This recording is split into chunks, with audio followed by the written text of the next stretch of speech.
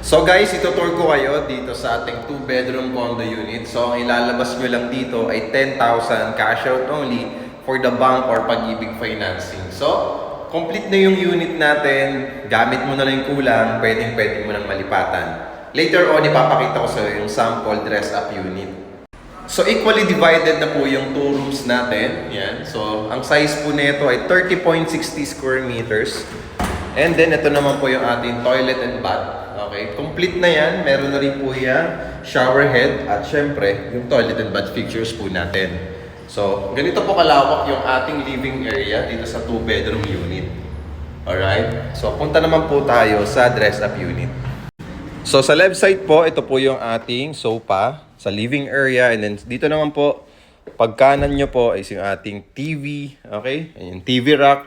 And then ito naman po yung ating bathroom. Kapag nilagyan nyo po siya ng glass partition. So napakaganda ng ating vanity mirror, di ba? So ito naman yung kitchen natin. Ginawa siyang L-shaped kitchen. And then sa taas, meron tayong glass dito na cabinets. And then sa baba, and then ito yung ating refrigerator. And then, if you turn around dito, okay, yung living area natin, yung dining area natin. So, good for 4 to 6. Okay? So, meron tayong mirror dito para mas lumawak yung space natin. Mas mukha siyang spacious. And ito naman yung ating 2 bedrooms na, okay, equally divided siya. So, meron tayong abang for aircon and then for study table, okay, para sa mga kids natin. And syempre, hindi mawawala dyan yung cabinet.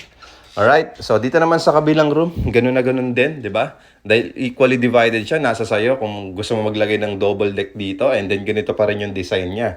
So napaka-spacious din talaga ng 30.60 square meter.